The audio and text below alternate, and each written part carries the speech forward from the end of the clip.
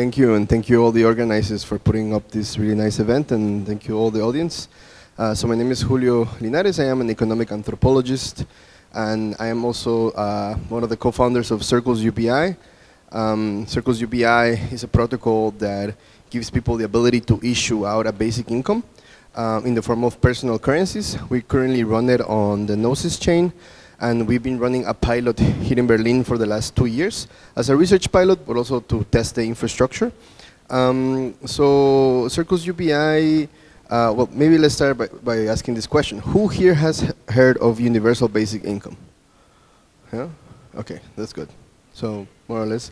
So maybe just for the ones that haven't raised their hand, universal basic income is defined by the Basic Income Earth Network as an unconditional amount of money that is given to people without any means testing or work requirements. You just get the money just because you exist. And so when it comes to the idea of basic income, there are many approaches in which to do it. No? People think about it as a form of tax redistribution that comes from states, or as some sovereign wealth fund that can invest in certain things and then redistribute back the money. Our approach is a bit different with Circles. What we are trying to tap into is actually into the power of monetary creation, so that people are the ones that on a decentralized distributed basis claim the power to issue money in the form of a UBI, as opposed to the current debt model that is the way in which central banks issue money outwards into the world. So in that sense, we are trying to create a different paradigm for monetary creation. And in the pilot in Berlin that we ran for the last 2 years, we had over about 40 businesses that were accepting the currency as a means of payment, and a very, very vibrant community of over like 1,000 people over the years that was not just issuing the money, but then using it, activating these tokens in order to create a distributed economic network. Now, I think maybe I'll just share with you some of the examples of some of the businesses that were developed with the usage of Circles. So for example, we had a local brewer of beer that started using Circles and started their production by making Circles. Their name was Femme Ale, because it was only run by women. And they basically had the ability to tap into a community, create their own beer production locally, and then use it to exchange with others and get some of the local ingredients from their network. Similarly, we also work with some farmers and some food producers, some upcycling food producers in the city, where you could create local forms of exchange where you can actually find the things that you need from the local economic network. Now, that's very interesting because in a place like Europe, where food production is very expensive, things like Circles can help businesses, farmers, and other people to reduce the cost of doing business because of the advantages of having a network of economic actors that you can engage in, and at the same time create more sustainability to these forms of local monetary exchange. So if you think about the euro, or if you think about the US dollar, you can think about them as monocultures, in the sense that today we use one money, one currency to do everything, to do education, to make payments. Everything in life is done with one currency. The monetary pluralism that we're trying to push with Circles is basically saying, what if we can relocalize the relationships that today are very globalized, and then build from there forms of local economic democracy and autonomy, so that people can have a more sustainable way of life, both in Europe but also in the rest of the world. So now we have some other pilots that have started in Indonesia, in Bali, and in other places. And I have personally now just co-founded another company called Poetic Technologies to pivot into the work of Circles and create a privacy-preserving version of it, so that people can make payments in a privacy-preserving way. So this is what we're currently focused on, and you can also talk to my colleague Davey over here, Amsel. So if you want to learn more, and yeah, I'm looking forward to talking to you and questions. And again, thank you, Santiago, and thank you, Jakub, and thank you everyone else for being here. I'm Veronica. I'm from AsteriskDAO. What is Asterisk in the first place. What Asterisk means, we are an organization building relationships between researchers, doctors, and the common patient like us. We believe that a world where women can vote on the research that is going to be done to benefit their health in the future would be a much better one. So we believe that we can build a world where women's non-reproductive health research is impartially funded and distributed. Right now, women's health is poorly funded and poorly researched. This is a legacy over several decades where women of reproductive years were in fact barred from clinical trials and other research. Only in 1993, so literally 30 years ago, was legislation in the United States put forth to mandate that women be involved in research, and to this day there is no sex specificity available, legally available and mandated for animal trials. So to prove this out, only 20% of women say that a health provider was dismissive of their needs. I believe this number is much higher because every time I speak to a woman, she says, yeah, I've met many doctors who have not listened to or known anything about what I have going on. 74% of sex-specific research is going to male-bodied persons, and only 2% of novel medtech startups are focused on non-reproductive research. So we believe that we can create a workflow that will change how women's health research is conducted, starting with memberships and proving out how IP NFTs can function within the space.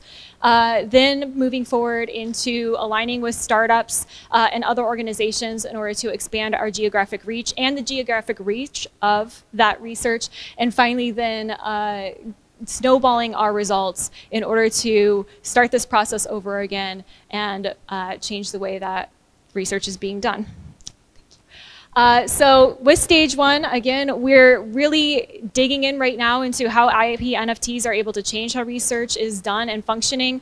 We have a lot of precedents for this over at Molecule and AsteriskDAO, doing reproductive health research for women, but we are interested in breaking down this model and seeing if we can play with it a little bit further. From there, we want to expand into the femtech space. It is an endemic problem within femtech that startups are not able to get to the research that they need in order to bring a product to market and prove it out to VCs for funding, things like this. So we believe that we can build a bridge using IP NFTs to cross borders and also to cross industries. And finally, then to snowball our research, the IP that we are the fiduciary of, as well as then bringing other technology and modalities to market through our support. We see the numbers are looking pretty good for women's health research in general. So we saw $20 billion heading towards women's health research by 2030. That's great. We love that now, but we're getting there. And women's health research funding expanded by 121% in the United States during 2021. So we're looking good, but we'd love for some of that to start coming towards the non-reproductive health direction. So what's DeSci doing these days? Just a quick update there. So at this point in time, as of last night, we had over to $23 billion in assets under management. That's awesome. We have 25 existing DeSci DAOs. So of that 23.9 billion, we only have 25 organizations who are playing in that space. We want to see DeSci growing, and we hope to be a major part of that. For us, we're building out our governance model as well as our business model. We just went through Gitcoin grant round, whoop whoop, and so thank you to anyone here who helped support that. And we are excited to get that white paper written and get the wheels to the road. What we look like right now is myself. I had a tech exit in 2018, an award-winning book since, and been consulting. My colleague Katie also had a med tech exit 2 years ago. She was in the product space, and our comms lead is Lena Schwartz. She is freaking amazing when it comes to branding. Thank you. So if you all know an amazing social media manager, that's what we're really looking for right now to add to our team of 11. Thank you so much.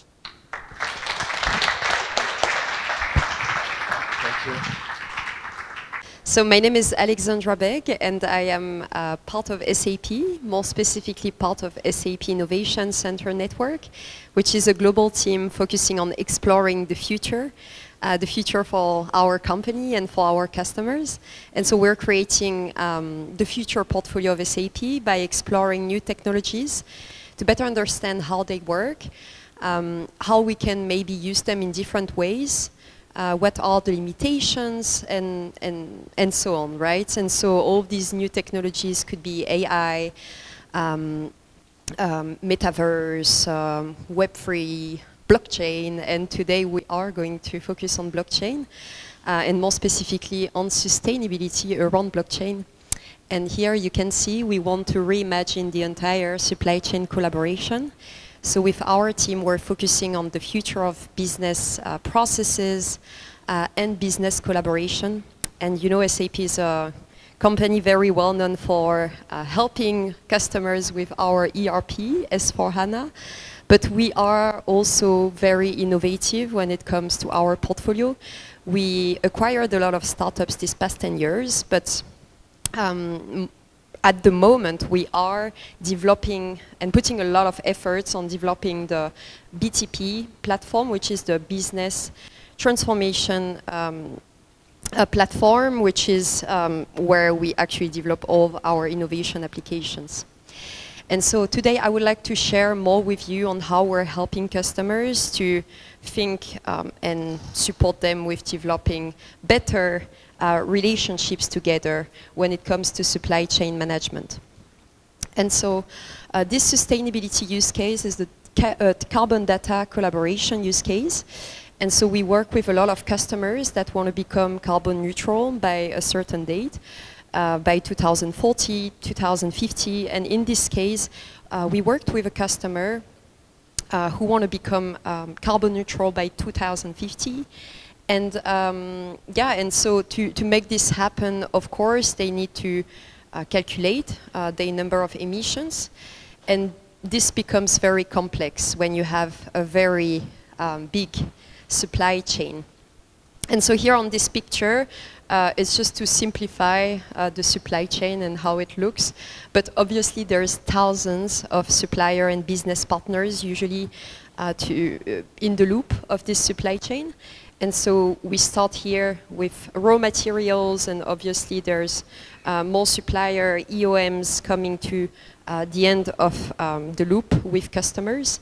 And so how can we make sure that we can calculate these carbon emissions step by step until the very end and have a clear and proved and certified calculation of this CO2.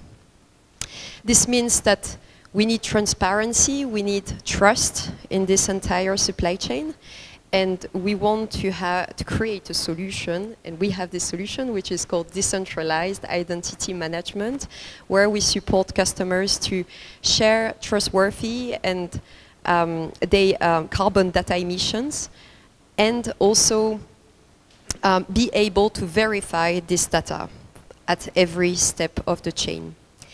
And so all of these different business collaborators are obviously using different types of solutions and systems as well.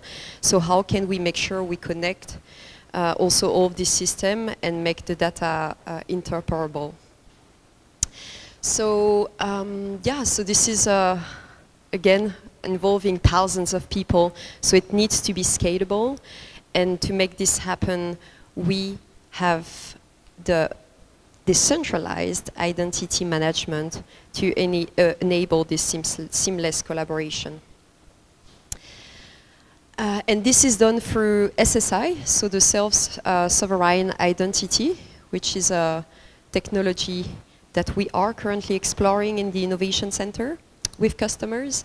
And so this SSI addresses the challenges through different approaches. And you can see all of them here. So we start with a neutral, decentralized identifier network, which enable to put all of the customer and partners at the same page, collaborating at the same level. Then all of these secrets are stored locally in customers' wallets. and customers have full control on their data, because this data keeps at their home, right? Like they have their own database. It's not one central database where we share our information, but everyone keep their information, and we ensure that this this keeps you know, being safe the whole chain. Sorry, having some challenges. Yes, and so just to conclude, because I'm already running over time, we can definitely share more details about this project, and I'm here in the room until the end of the day. So I would be happy if your partners, customers who want to know more about this and who want to collaborate with us and solve maybe your challenges around this topic. Thank you very much. And now I would like to invite my colleague Leon, who's also working at SAP and covering the sustainability topic. Thank you. Yeah, so we heard a lot about startups, and I think the area you're working in is very particular, working with startups, acquiring startups, but also bringing up new startups internally. So we try our best. We probably bring some Club Mate and free beer to also have that internal startup culture as much as we can.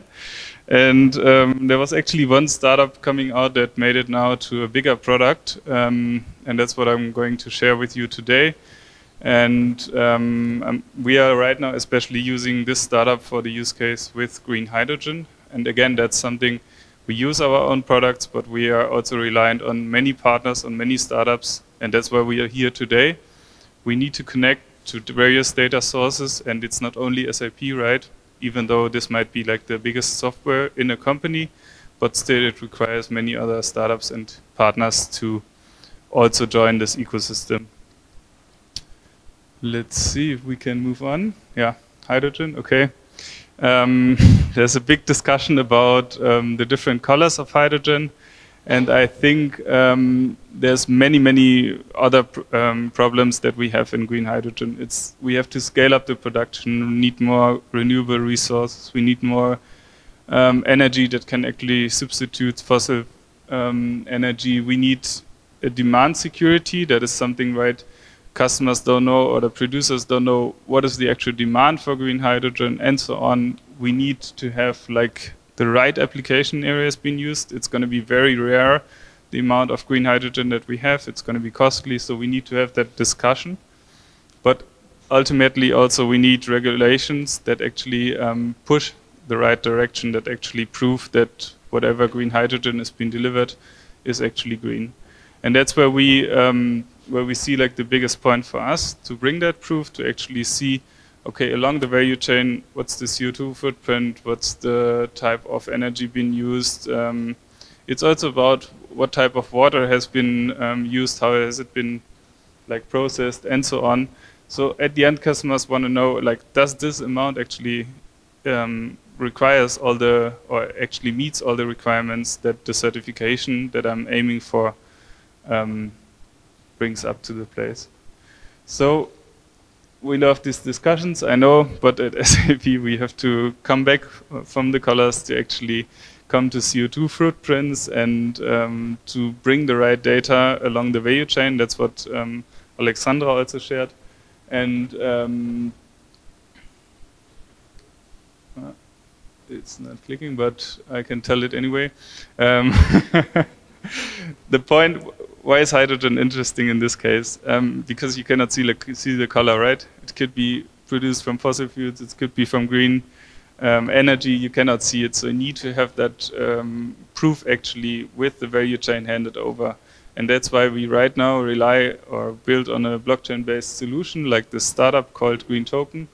And it actually tokenizes each of the amount of green hydrogen, could be 1 kilo, 1 gram, however you want it, and actually tracks it along the value chain. That could be either in the system, right? Many partners are collaborating on this system, or it could be also via standardized data sharing mechanisms that we will also need to see, because it's not only going to be SAP, it's also going to be customers sharing data in a standardized way between SAP and non-SAP systems.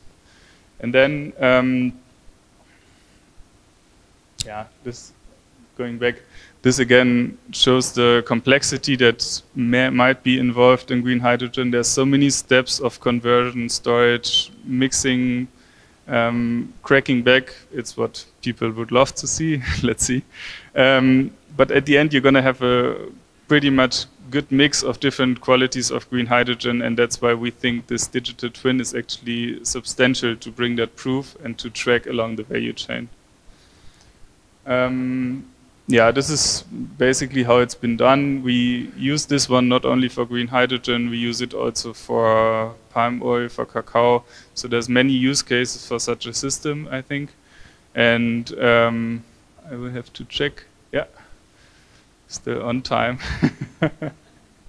Again, my invitation is this is an open ecosystem of different types of software, and we really rely on startups that also work with us, that bring the right data, but of course we also rely on expertise that we bring into our teams, either by recruiting new people, by collaborating, or by such events for today. So that's the use case. I will probably not be here the whole day, but I will be there on LinkedIn and via mail all the time, and you can anytime reach out to me or to Alexandra. She knows all whatever I've been presenting here, because it's from your team actually, right, the startup.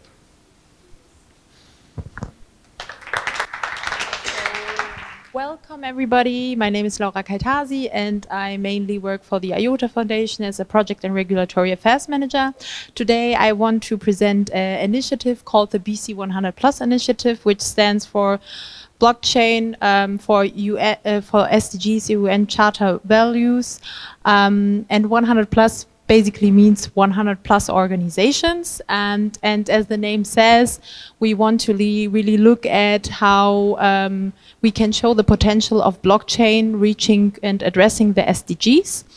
And this came to life through a call to action where it was actually initiated that we use technologies, innovations such as blockchain to actually meet and reach the SDGs in a more efficient way, and also on schedule, because we are actually moving towards 2030. So that's something we were really eager then to address, and this is also why we have the high patronage of the 77th General Assembly, UN General Assembly, Mr. Korosi.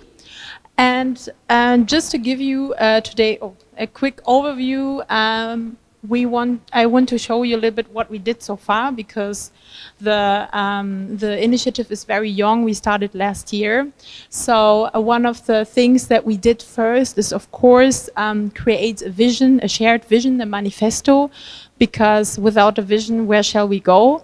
And with that vision, we were also thinking, okay, together we are stronger. So we wanted to build a community around that vision, and started to launch our website, and there also on our manifesto, and try to get signatories to actually attract projects that come within the ecosystem, so that we create a greater community. Apart from that, of course, we also started to do advocacy and education, raising awareness about what is the potential of blockchain within reaching the SDGs.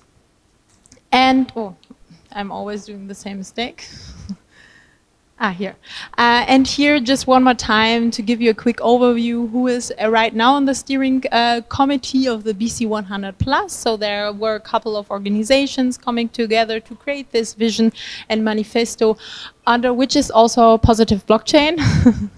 And apart from that, of course, within the manifesto, we created this objectives for us being, of course, advocacy and awareness, as I already mentioned, but also to actually explore what is already out there within the blockchain ecosystem and how blockchain is generally used. So identifying projects, looking what is already out there, and not reinventing the wheel, but getting together.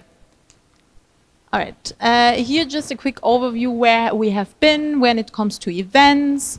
Of course, counting this event, including this event.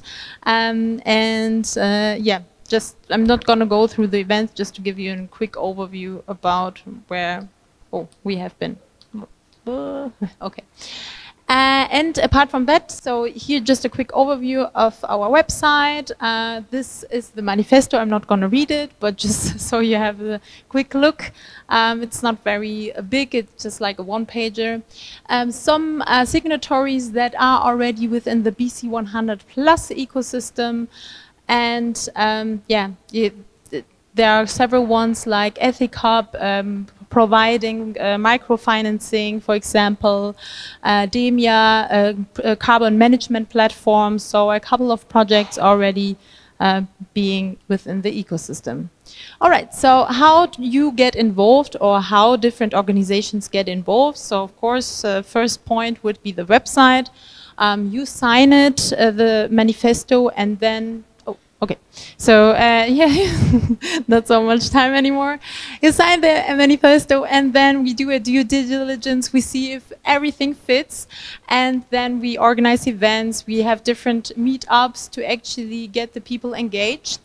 And one of the things we're working right now on is actually identifying best-in-class projects for which we want to create criteria together with the ecosystem, and then take this as examples to showcase the potential of blockchain.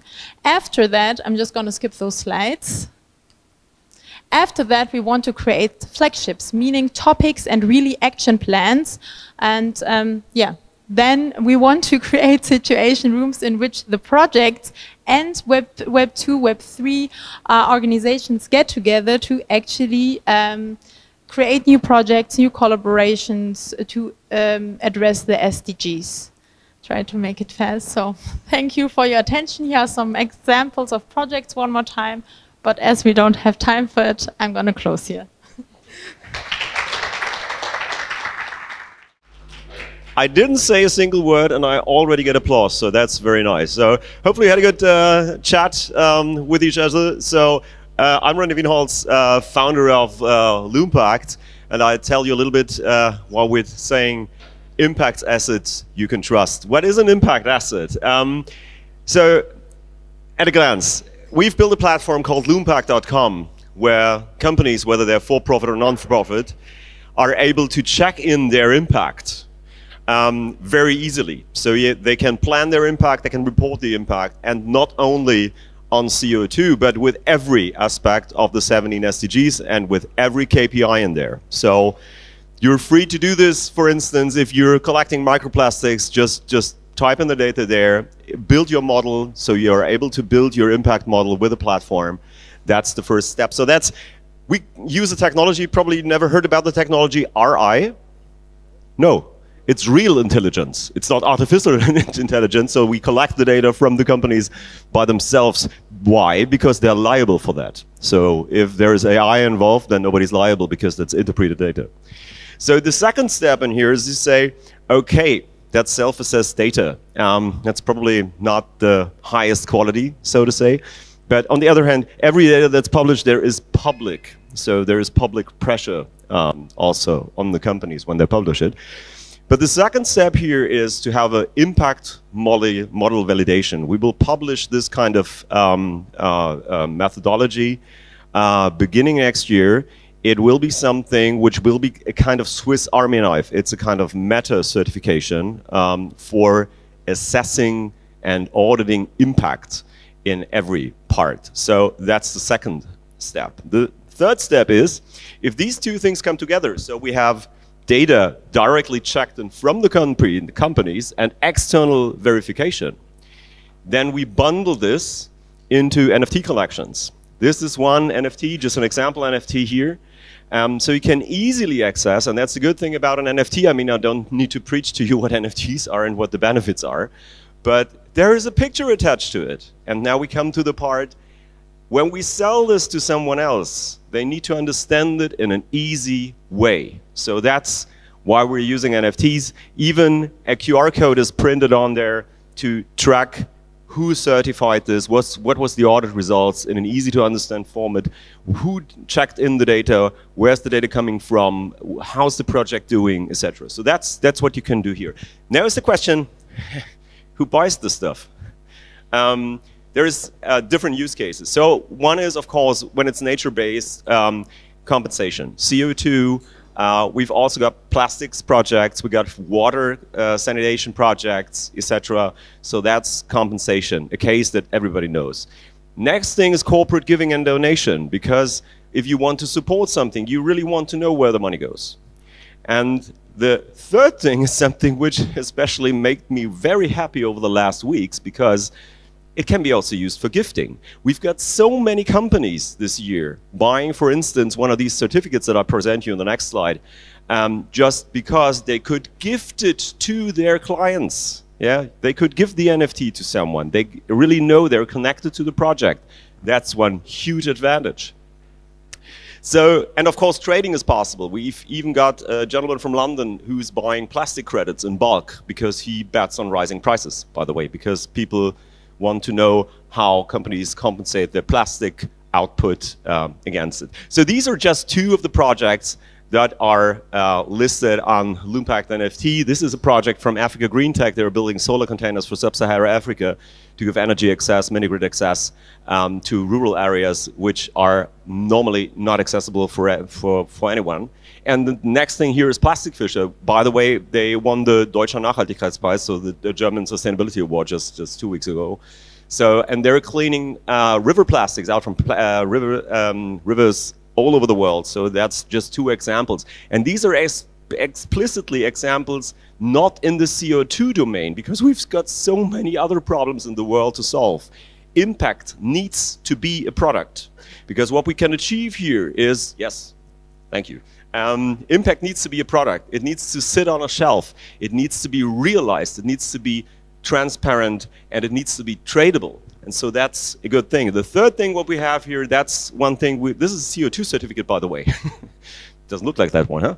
Because that's a digital art part. Of course, you can do digital art in it, because even if it's not printed on here, in the metadata, you find all the data to track down who certified it, and that is Loompact NFT. I thank you very much, and if you want to visit our website, just take a photo of that one, and it will lead you directly to it, and you can buy your Impact NFTs too, of course. Thank you. Yeah, hello. Thank you for the invitation. I'm Thomas from Ostakon. We are a small Berlin startup here in Kreuzberg and close to Görlitzer Park.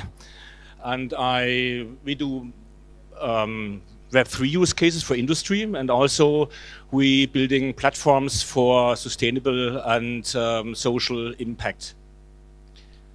Yeah, I want to talk about big data, and if blockchain could be the game changer for big data.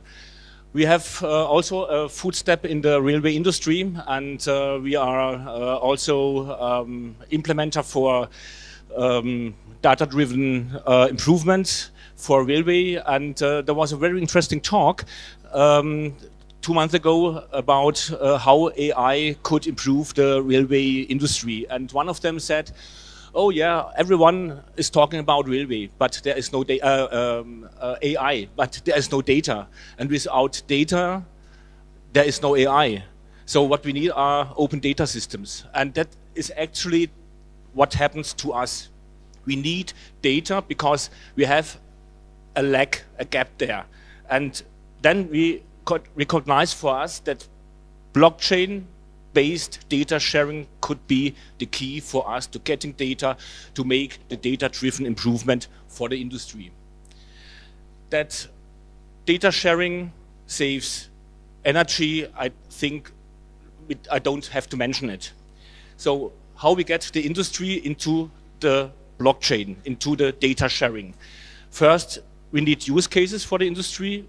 Then we have to introduce a data sharing, perhaps in the custom blockchain, and then, of course, monetary incentivization. The first use case is monitoring the repair of critical assets. That is a really huge interest of the stakeholders. So the operator, the owner, the authorities, and the auditor, they want to have every time at every place a look on how the repair process is going, and that is immutable and also transparent. The second is the data sharing. That is a real existing project, the mFund project from called DG on Track, where we are providing the blockchain for that. And there is a train running over the track infrastructure and collecting data in order to detecting damages.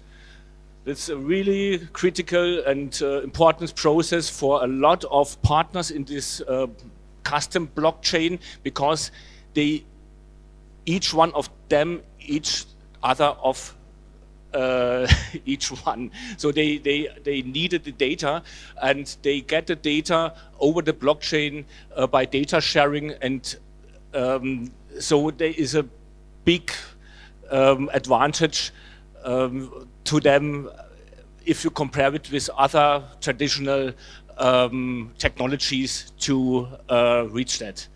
And the third one is we have to incentivize.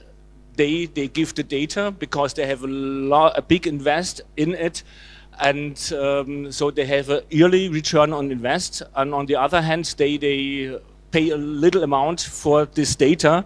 For them, they don't have any invest in the data acquisition, get easily added value.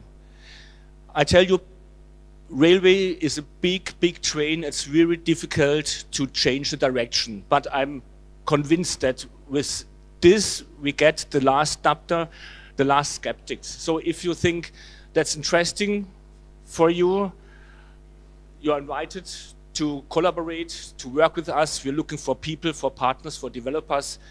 And if you're interested, please contact us, and thank you for your attention.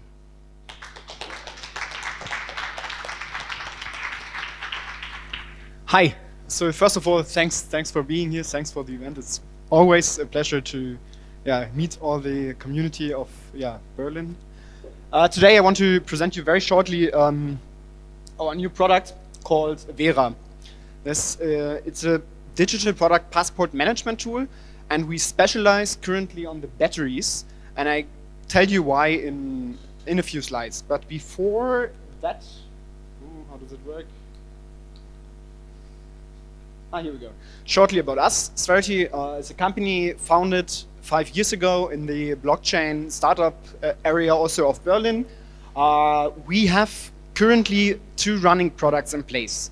One is already live with a lot of customers. It's called Caro, and this is like a solution based on decentralized identity, which we use in the US pharma industry. For example, Novartis, AstraZeneca, Johnson & Johnson are currently few of our customers. What I want to present today is our solution Caro, not Caro, Vera, which is there for managing product passports. We can also proceed. Oops. And the product Vera is trying to solve one specific problem. I don't know how much you know about the regulations upcoming in the European Union. We investigated few of them, and the most important one, which is upcoming and which also will be the most important one for defining how a digital product passport looks like, is the EU new battery regulation. They're defining, and I don't want to go into the details, basically that on every battery which comes on the market by 2027 with a certain size needs to have a digital product passport containing all the data about the supply chain. These need to be issued and created by the economic operators, and they need a solution for that.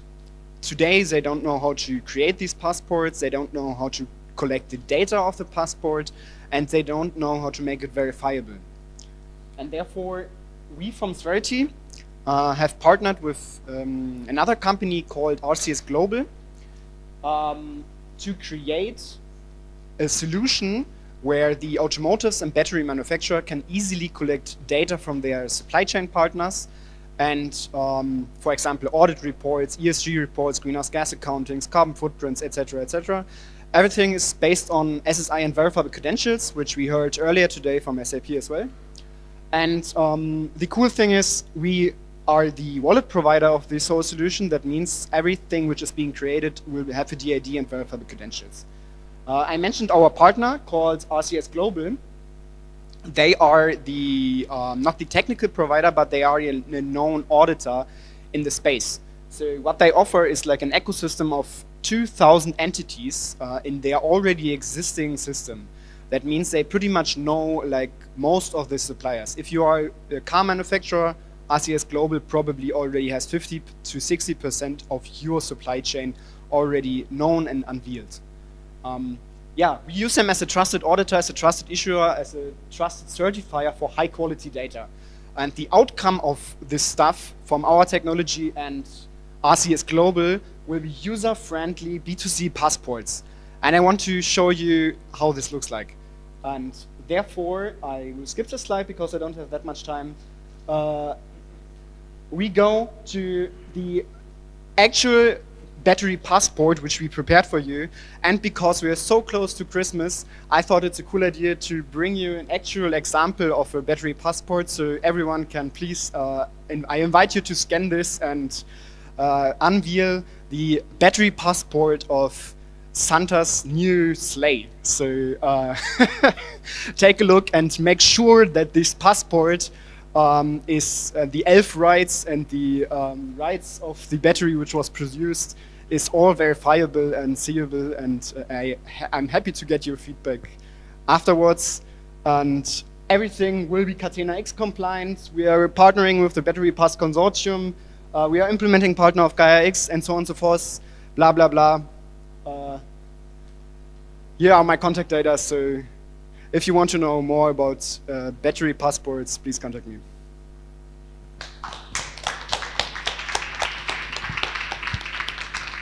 Thank you. Sure, thanks, Lucas. Hi, everyone. Yeah, so this isn't a pitch. I don't have any slides or anything like that, so I'm going to try and paint a picture with my words. I hope it comes across. My name's Dan. I'm at Sunrise Stake. I will just say we're a staking platform that routes staking yield to climate-positive solutions. And we entered our first Gitcoin grants round last month. So yeah, I'm just going to talk you through it a little bit. So about half of you know what Gitcoin is. It is a platform that is designed to fund public goods. Public goods are things that don't typically fall into the profit-making, easy to achieve funding through traditional routes like venture capital and so on. So there's a bit of a gap, right? They have value, but there's typically a shortfall in paying for that or funding it. So they're there for that, and they have a kind of an innovative solution. Oh, okay, we do have slides.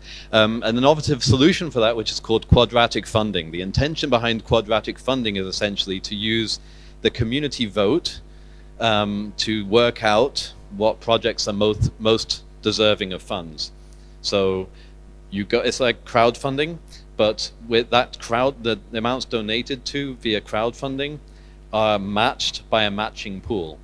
The matching pool is topped up by wealthy donors, so wealthy philanthropists in the Web3 space donate into the matching pool, and then the matching pool is doled out to the projects based on how many donations and votes they receive from the community.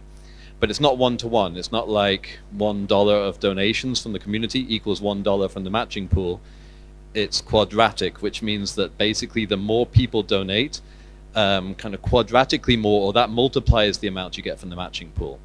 So in that sense, in a way, it's super bad in my view for, climate solution funding, because I'm not sure that that's something that really should be open to popular vote. Like, it shouldn't be a question of like popularity on who has the most impact and so on.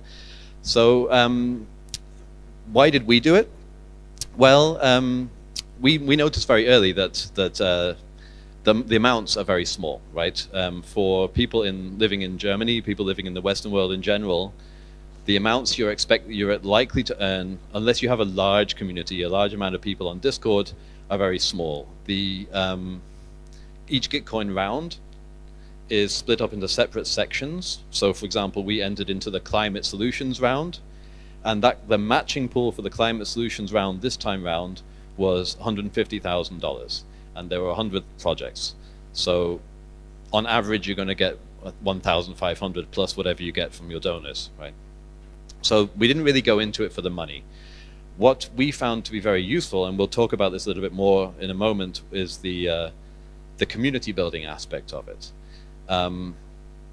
The real reason we wanted to enter was to kind of form connections with other like-minded projects, and also form connections with projects in the kind of vertical supply chain, I guess you can call it, when it comes to climate impact. Because we in Sunrise, we're a staking protocol. We are like as abstract as it gets. We are interacting with crypto holders, and we're building smart contracts to let them invest in it somewhere. And then we need to know, we need to at least have some form of connection with everybody actually performing the impact down the line. So one of our motivations was to form those connections, and that worked really well. Before I go into how we did that, how much time do I have? 1 minute? Yeah, okay. Briefly, how it works, the most important thing. There's about 4 rounds every year. You have to really be careful with the times. You apply, it's very easy to apply. You just basically sign up with your wallet and you fill in a form, and that form turns into your like donor pages. I imagine it's the same on things like Kickstarter and so on. I haven't used those. So you have a certain amount of control over how your donor page looks like. You can put some pictures there and so on, but you can't like craft an entire website. Once you do that, there's about a 2-week kind of vetting period where your application will be evaluated. Not everyone gets through. And then the application round starts in earnest, and that's 2 weeks, during which time you basically petition for donations. They're usually on something like, because they've had serious problems with gas costs. They used to be running on Ethereum itself. They now run on L2s like Optimism and so on. And that's a bit of a challenge. I just want to make one final point. It's really important. It's a bit of a challenge because in order to even donate, you have to bridge onto these L2s that you otherwise may not use. So the upshot is, and the point I want to make is, it's typically projects donating to each other. It's projects donating in order to form these connections. It's very difficult to go out to people outside of the Gitcoin community and ask them to donate for you. What you're really doing is making friends inside a community and showing that solidarity by donating to each other. And I do have more to say on that. I'll talk about it with you offline, but I guess we're already offline. You know what I mean. But those connections that we formed, I found really valuable, and orders of magnitude more valuable than the actual funds that were involved. Thanks very much. Hi, everyone. So, I'm Nadim, my co-founder of Fin. Where are you? Okay, behind the lights, I can't see you. My co-founder Finn is here. They call me the SDG guy in Berlin. Sandeep knows. It's because I have a tattoo of it. No, it's because I know the SDGs quite well. I've been working on them since 2017. But if I'm the SDG guy in Berlin, Finn was the data guy for the SDGs. He worked on the SDG index report with the UN Sustainable Solutions Network. This is the report that's published every year about the SDGs. So we came together because we're a bunch of what we call public value entrepreneurs, trying to think, what can we do with our knowledge on the SDGs and his knowledge in data and coding to create some value. And we wanted to come together on a mission to strengthen impact ecosystems. What the hell does that mean? We came up with the Global Goals Directory, which is a tool that we offer to cities to help them measure and strengthen their local impact ecosystems. Okay. Why do we want to work with cities? As public value entrepreneurs, we identified one entity that we're able to work with, which is the public sector, because we think they have ambitious sustainability strategies and targets. They all have a big role to play in helping us and helping our world become more sustainable. But the key to success for them is about creating a robust sustainability ecosystem and collaborating with that ecosystem. However, they really miss a lot of data about that ecosystem. They don't know who the local actors are and what their contribution to sustainability is. So they're currently operating quite blind, and they're not having any data about who to collaborate with. So if this was 2022, I would stop here and just say, fund us, because it's based on AI. But let me explain how it works. Our solution is actually an AI-based mapping tool of the local impact ecosystem. What we have is a product that does automatic web scraping, understands all of the local organizations present in the ecosystem, so NGOs, academia, startups, business, public sector, whatever you want to call it, and does an automated classification by SDGs of all of these actors. Cities get all of this information in a couple of views. So they get that as a map, a directory, and then specific pages in detail about each of the actors that are in the city. So in the case of Arnsberg, for example, we mapped 4,700 actors for them, and for each of these actors, they get this information about which SDGs they contribute to. They also get some basic statistics about the city and what the organizations are working on. We're already working with more than 11 cities in Germany. We're also working with a few organizations and associations. So any multiplier that actually has a list of organizations that they need to work with, we can help them organize this and classify it by SDG. We're a team of 4, but how does it happen that I'm just at a Web3 event and went through, I don't know how many slides already without saying the word Web3, blockchain, NFT, or anything you want? Well, in any pitch is an opportunity to present what we do very well, which is being able to do data classification using the SDGs and looking at stakeholder engagement and helping the city with targeted stakeholder engagement, statistics, and city marketing. But a pitch like today is also an opportunity to understand what can we do in terms of verification for these actors. How can we be ready for what's coming up in terms of certification related to the SDGs? There's someone working on an ISO certification related to the SDGs. And how can potentially blockchain help us ensure collaboration between various actors within the ecosystem? So when I come today to this pitch, I come presenting what we do, but also being very curious at what could be done once the data that we provide is available. Thank you very much. Hello, everyone. Thank you for joining us here today. Maybe we'll... Do we have another mics? Okay. All right.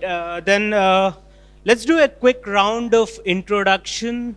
And maybe at the end of your intro, I have one question for you, which is if you could briefly touch about, I don't know, like how long have you been in Berlin? Are you originally from Berlin? Yeah, just give us a quick intro and then we can slowly jump into the questions. Or before you start, for everybody, my name is Sandeep. I'm one of the co-founders of Positive Blockchain and BerChain, founding member, I would say. I've been in Berlin for around 10 years. I've been in the sustainability space for the first 5 years and then into the Web3 rabbit hole for the next 5 years. And I've wore multiple hats as a student, as a entrepreneur, as a design thinking coach, and as an investor and as a partnerships manager. And right now, without a hat, except for both the non-profits. Yeah, that's pretty much about me. Thanks. Good evening, everybody. I'm Sarah from Kilt Protocol, doing business development there. Kilt is about identities, so decentralized identities, SSI, as we touched upon the topic today already. So DIDs, verifiable credentials, and our blockchain is all about this topic. We're in the Polkadot ecosystem and the parachain there. And yes, Kilt is 100% Berlin-based since 2018. In Berlin, the team is also like, most of us are sitting, actually we go still to the office and we meet in the office almost every day. And yeah, me personally, I'm in Berlin since 12 years now, I think. Born in Poland, grew up in South Germany, and yeah, but Berlin for a long time. And I think I'm here to stay as well. Hello everyone, my name is Laura Kajtazi. I had a pitch before, so probably some of you saw me already. I work for the IOTA Foundation as a Project and Regulatory Affairs Manager, and yeah, a quick note to IOTA. So it's a distributed ledger technology, and we at the IOTA Foundation are doing research and development on that technology. To explain it in brief, so we try to actually address challenges of traditional blockchains such as Bitcoin with the directed acyclic graph, which is another consensus algorithm that acts as another consensus algorithm. If you have questions to that later more. And yeah, I'm in Berlin since 3 years almost, and also aim to stay here, and in the blockchain space since 4 years. Yeah. Hi, my name is Paxi. I'm the CSO at Stax. It's a Berlin-based company. We were born actually at your national telecoms carrier, R&D, so Deutsche Telekom. We are building the first Web3 drone corridor here in Berlin. And if anybody can tell me there's another one in the world, I would like to hear it. And until then, I will say it's the first one. We're building this for Vantage Towers. They own 80,000 telco towers across Europe. And I'm always wondering, why are we not doing this with a Berlin-based corporation? So I've been here for 3.5 years, lived all over the place, born and raised in the Netherlands, but as you probably can hear, spent a long time in startup world in the States. I'm also an official startup mentor for German entrepreneurship programs, which is funded by the German federal government. And thanks, Berlin Partner, for the invitation. Hi, everyone. I'm Dan again. I'm an engineer, a lowly engineer. I'm very glad to be on the stage with everybody here. I've been in Berlin for 13 years, originally from Ireland, and I have 2 hats. I work as VP of Engineering for Civic, which is an identity company in the same space as Kilt. We're distributed across the world and across multiple blockchains as well. And in the last year, 2.5 years, I've also been deprogramming myself from a lot of my bad habits as an engineer and learning about refi and learning about climate tech. And I'm in that, and to that end, I'm the founder of Sunrise Stake, which, as you just heard, is a platform that lets you passively offset carbon, passively have a positive climate impact through your cryptocurrency. Brilliant. Thanks, Dan. I just want to give a quick shout out that Kilt was one of our founding members at BerChain. And Alexandra, co-founder of Stakes, was at our founding event wearing the hat of telecom, if I'm not wrong. It's great to have you guys here. So without further ado, I'm going to jump into the first question. I would like, and this question is for all of you guys.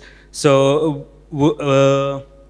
it's basically, can you share your perspective on how Berlin's unique role as an innovation hub and also its historical background as being at this cross-section of East and Western cultures influence the development and adoption of decentralized tech? And maybe you can narrow it down to your specific areas. Who wants to go first? Yeah, I love this question because it made me think and reflect a lot also about really like the historical background of Berlin. And I mean here, like it was already in the 18th century that it started, and that Berlin gave itself the image of this refuge for people, like different, well, cultures, identities, also like religious refugees were officially welcomed here. And Mr. Friedrich said, come, you're welcome, we'll give you a space, and you can basically do in this space whatever you like. That's where the decentralization actually started, and also from a city planning perspective also yeah, brought us to this state that Berlin is so diverse. You have like this different neighborhood, French neighborhood, I don't know, Scandinavian neighborhood, and Berlin doesn't have a city center, so it's also like inherently decentralized. You had the queer culture in the 1910s and 20s that also like, yeah, brought in a big identity revolution. You had like all this creative developments in the time when Berlin was a separated city. You had like the first universal basic income basically in the Western Berlin. And so it's really a city where identity, to bring it to my topic, is like can be lived. Like every kind of identity has its place, and which is also very parallel to SSI management, or this decentralized identity, because it's about revealing of yourself as much as you want to reveal to others, but not more. Also preserve your privacy, and also gives you the opportunity to create different identities. So you can have like your, whichever you want to show to people, your work identity, your private identity, your digital identity, to sum this up. Thank you very much. So I think I don't have so much to add to this. Maybe one more thing where I always have to think of Berlin for me personally, and also when I talk to others, it's more like the democratization aspect and democratizing assets. And I think thinking of it like that on Berlin, and then combining it, or that standing for decentralization, because decentralization enables democratization of assets, is something that is for me really important, and where I see the link, just to keep it very brief. Thank you. Thanks, Laura. I don't have much to add either, because I've only been here for 3.5 years, so I can't really speak to how much things have changed. I do know it's a birthplace of a lot of, you know, the whole blockchain, crypto, Web3 tools was actually here in Berlin, right? Not a lot of people know this. Since then, many of these organizations have left, but this clearly was a fertile ground for it. I would say what I would really, my biggest beef is shared economy. So if you're talking about sustainability, I would really like to see a much more shared economy for all of us, right? Where we all play a role, and whatever you contribute is what you are recognized for, and what you will take out of it in contribution, right? And in share of.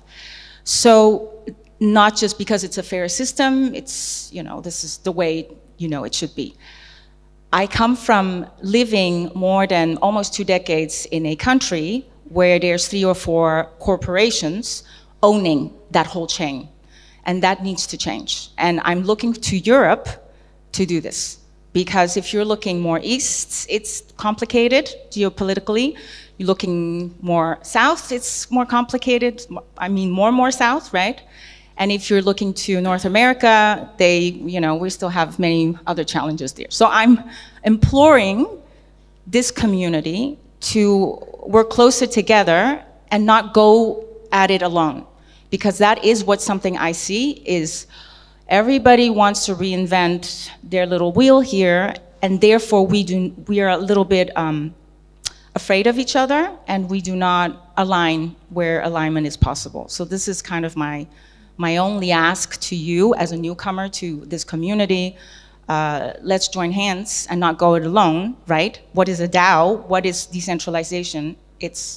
You're talking about community building. We should start here. Thank you. Oh, I'm collecting half a mic. Collect them all. Yeah, no, those are amazing answers. I don't have that much to add, to be honest. I was really blown away by your answer about the refuge. It's totally true. We do seem to have a healthy aversion to opulence and displays of wealth in Berlin, which I really enjoy. I don't want to blow smoke up ourselves too much here. I think there's lots of things that we could improve on. But definitely, as working in a company like Civic, which is spread across the world, it's very easy to see, and it comes up in our planning meetings sometimes, different motivations, and not just motivations, personal motivations, but things that bring people into blockchain. You must have all noticed that it varies quite significantly from place to place. And I feel like in Germany in general, there's a more of a willingness to trust governments and less of a willingness to trust corporations, Whereas in a lot of the world, especially in the US, there's exactly the opposite. And people are much more willing to give their private information to Apple or to Google than they are to give it to the federal government. And I feel like somewhere in the middle, we need to find out what our place is and what we in the Web3 community specifically want to solve. And I think that Berlin is quite a good place for that, just because it happens to be right now a city where certainly engineers from all around Europe in particular are coming to converge to build solutions together, and there are tensions that have to be resolved when doing that, but it often leads to something really exciting. Right. Hand this back. Thanks, guys. I think that's some really interesting insights and your perspectives. And if I may add, I think one of the points with the innovation space, at least I've been saying this for quite some time, and something that still is true is when you look at majority of the startup ecosystems across the world, there's specialization in one particular subsector or the other, and Berlin has always been that place, at least in my eyes, in my research, that there's a mix of everything. There's a mix for everybody. There's a piece of cake for everyone. So be it clean tech, be it AI, be it financial tech. And also, funny enough, I don't know if this is still true, but Berlin has been the only capital city in the world that negatively contributes to its GDP. Maybe it's wrong, I don't know. Maybe Jacob might correct me, but this was a report I read 5 years ago, and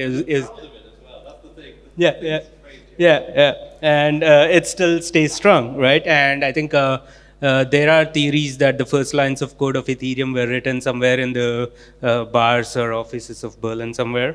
So sometimes it's good to scratch the walls. Maybe you'll find some private keys. Yeah. So Laura, my next question goes to you. This is specific to IOTA Foundation, right? IOTA has been one of those projects that was born in Berlin. I remember meeting the founders quite some time ago. So just curious how IOTA has navigated the Berlin regulatory landscape to advance sustainable and decentralized technology projects. Would you like to shine some light? Yeah, no worries. I was just taking the one that was closer. Thank you. So yeah, there are quite some things. So one of which is the engagement in projects. So one of the projects I'm actually also active in which contribute to sustainability and generally creating cross-border services among Europe that are scalable and sustainable is the European Blockchain Pre-Commercial Procurement, which is a project with the aim to actually test DLTs for the future of EBSI, so European Blockchain Services Infrastructure.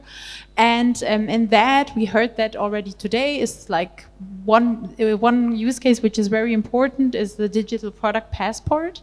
And we actually want to give the room to different enterprises to make digital product passport applications possible, which also includes information about sustainability, that tackle different regulatory aspects like the eco-design regulation for next year. And we are currently focusing on helping or collaborating with 2 partners, one of which is DG Mark in the plastics industry more, and the other one is on consumer electronics. These are the 2. We had also one in the past also about EV batteries, but we paused it for now and we're more focusing on plastics and yeah, consumer electronics. And apart from that, we also try to be active in different initiatives. I think a lot of many persons of you know Mariana, so she is super active at NAPBA. I'm also part of the sustainability working group and working together with my team there to actually publish reports about showing the potential of blockchain and so forth. So and BC 100 plus, of course. Some of you maybe have seen the pitch, but that's just to sum it up for now. Okay, thanks. Patsy, my next question is for you.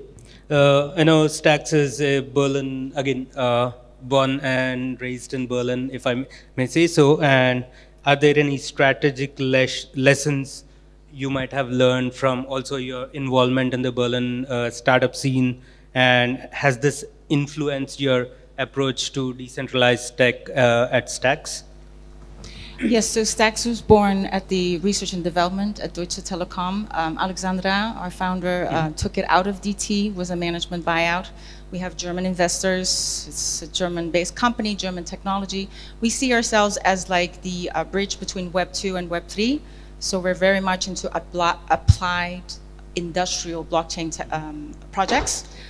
One of which the Web3 drone corridor is one. We're blockchain agnostic. We just want mass market adoption, right, for all of its features and security. I would say approaching this market has been challenging. I won't, you know, it's just been very challenging. This is just what we found. Like I said, we're working with a corporate partner that has an office here in Germany, but somehow we're working with their Spanish entity.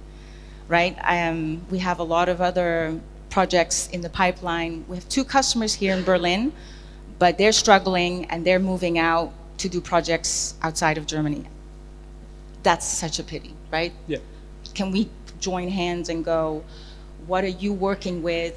What are we working with? And can we make this stronger? Together with also, obviously, I think BerChain and Berlin partner, but we have to have government involved, and we have to have corporations involved.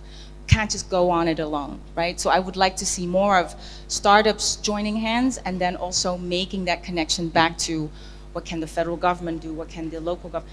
I mean, Stacks is a Berlin State Deep Tech Award. We won the Deep Tech Award. Why can't we find ground here? Like, we have customers here.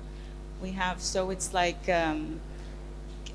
again, I've been here very briefly, so if somebody shows me that golden door, I'm happy to walk through it. So maybe it's me, but thank you. Okay, thanks, Paxi. It's sometimes tough to hear those stories, right? Especially when you're born and you're like when you're founded here, you create these challenges, and but then regulation or getting through that door is always a challenge. I think. My observation is Berlin has improved over the years, but they have a long way to go. At least that's my feeling. Sorry, Jacob, if I'm troubling you. Sarah, my next question is for you, and this is more in the line of, Berlin's historical and current stance on technology has been quite different, I would say, and it has been also detrimental in shaping the future of decentralized identity technology. Would you like to share any insights from that topic? Yeah. Sure, and this time I will not go back to the 18th century, but I think we can start like when, all these blockchain projects were starting to develop here, and we touched on this briefly, but I mean, the Ethereum was developed in Berlin, Bitcoin wallets were developed, we have like all kinds of movements from different corners of different blockchain ecosystems. We had Ocean here, Parity, Polkadot, so there was a lot of this front-running thoughts in blockchain ecosystems coming from Berlin, actually, and what they all have in common is they all need identity solutions. So identity is something like inherently cross-sector or like cross-blockchain ecosystem, because if you want to have like regulatory compliant usage of blockchain, you will need some kind of identifications. So that's on this topic. And we made actually pretty good also experiences with the Berlin authorities when it came to, I think it were the work immigration services or something like that. That my team said that we should really give them a shout out, like they made a really good job to help us to bring people from all around the world, bring them here to Berlin, and yes, make it possible for them to work with us. So yeah. Thanks. Dan, I know you've been in the decentralized identity space for a while, me too. So I know we didn't want to direct this conversation completely on that, but do you have anything to add for like how Berlin's stance has been with on this topic. Yeah. I don't think I have much to add, to be honest. Like I said, with Civic, we haven't been really focused on the German market and the Berlin market per se. So I think I'm happy to defer to Sarah for the Berlin perspective on decentralized identity. Thanks, Dan. Maybe the next question is for you, with your Sunrise Stake hat. Yeah, considering Sunrise Stake's role in the decentralized space, what trends do you see emerging in Berlin that will significantly impact the future looking forward? I mean, I think there's no shortage of climate tech startups in Berlin, right? There's hundreds, in fact, I would say. There's hundreds in Germany anyway, I know that, and I think they're converging here. So we're doing something right. We need to attract more funding. We need to attract impact investors. And for that, I think that the government, the Senat, and the Bundesregierung have to kind of step up. They have to recognize this as an actual industry and something that will allow Germany to have a market leader role in the future. Not specifically decentralized climate, but climate tech in general, bottom-up climate tech. Yeah. That would be the only thing, because we've got the manpower, we've got the people. Just like an anecdote, Sunrise hasn't been around for very long, and we're still in the kind of incorporation mode. We started basically, I was building something, and a hackathon came along in the Solana blockchain about a year ago, and I just posted to say, and then on a global hackathon Discord, like, is anyone interested in joining in, helping out here? And I got dozens of responses, and about a dozen of them were from people in Berlin. I didn't say I'm in Berlin; they just happened to be here, right. And so that's how Sunrise really came to be. There was just clearly an interest in building in the decentralized space and climate tech. Yeah, I think Berlin has a good. Berlin stands out pretty well on the clean tech startup ecosystems. Like there was a report published by one of my ex-employers this week, where Berlin was, I think they rated 25 cities, and Berlin was number 15 in terms of clean tech, climate tech. So it's still one of the hot spots when it comes to climate tech, right? Yeah. I think I want to move on to the next question, which is actually for all of you guys, is how do you envision collaboration between different entities? I mean, again, this is also coming from we sitting in the shoes of BerChain, where our goal is to bring these different entities together, including startups, regulatory bodies, academic institutions. So what do you see evolving moving forward? What kind of partnerships do you envision, and what are the challenges you think that could be solved in the near to mid-term future?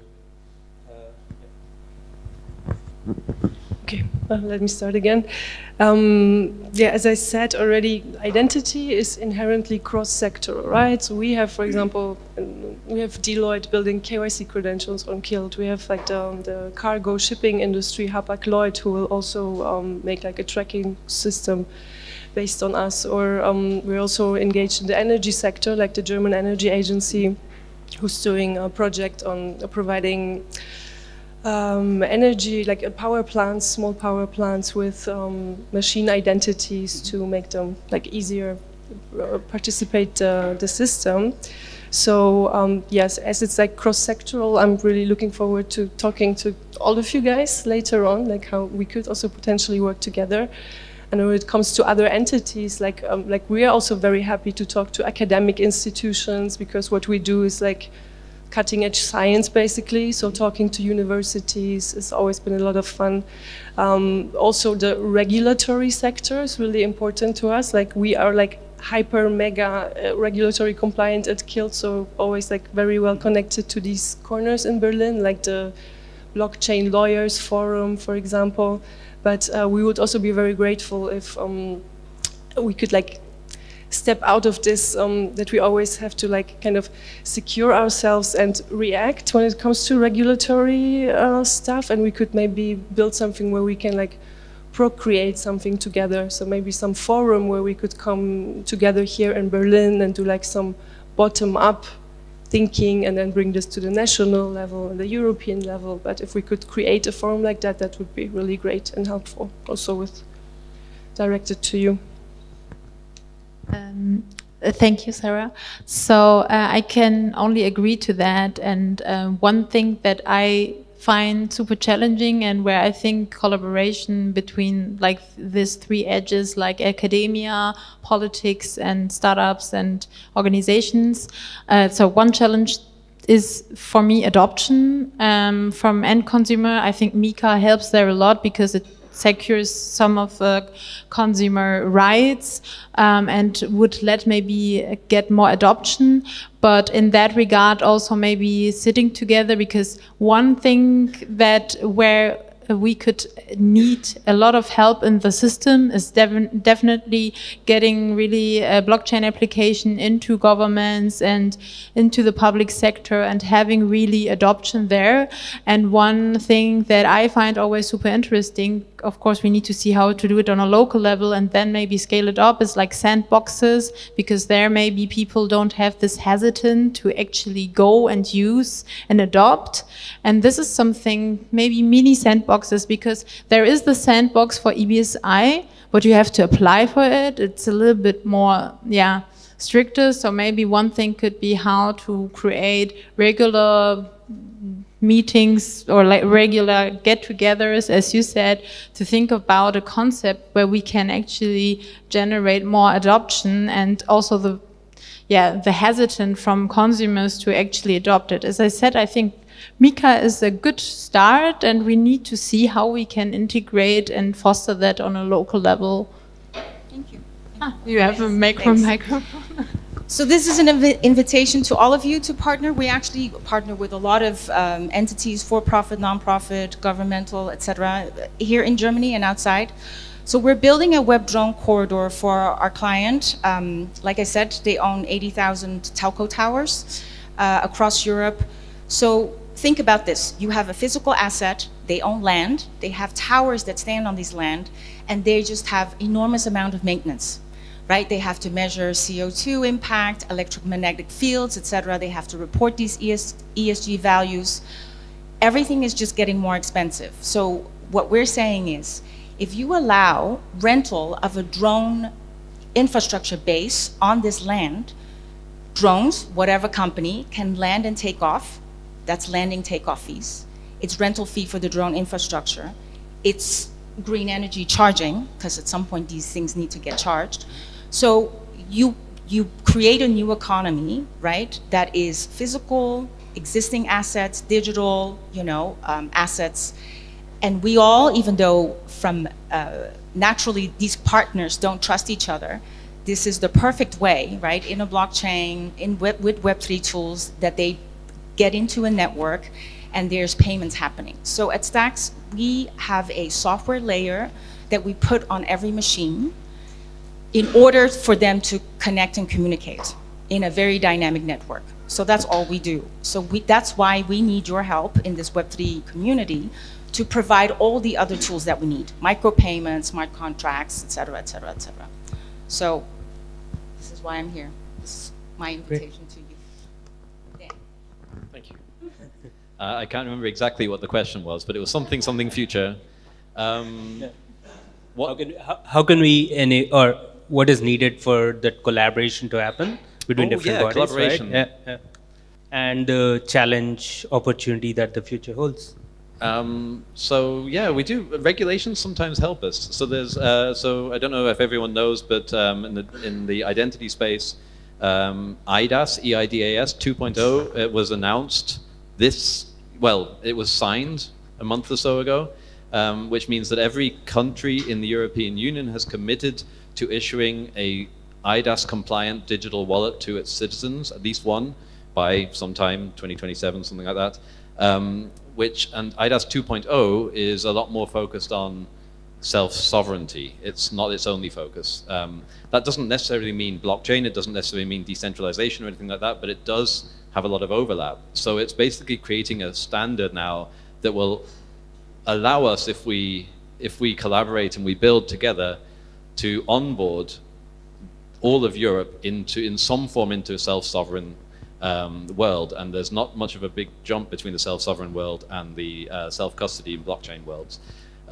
So the collaboration opportunity is definitely there. It's being handed to us on a plate by the European Union.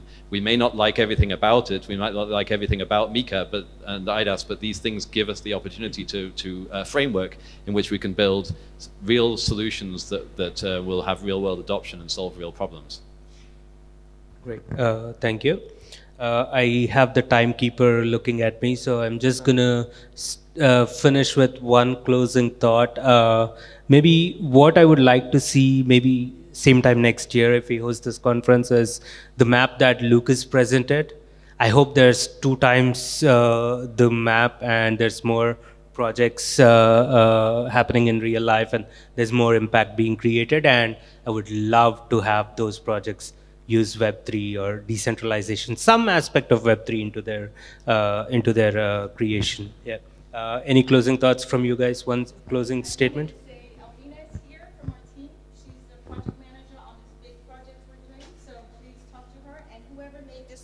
Whoever makes this, thanks Dan.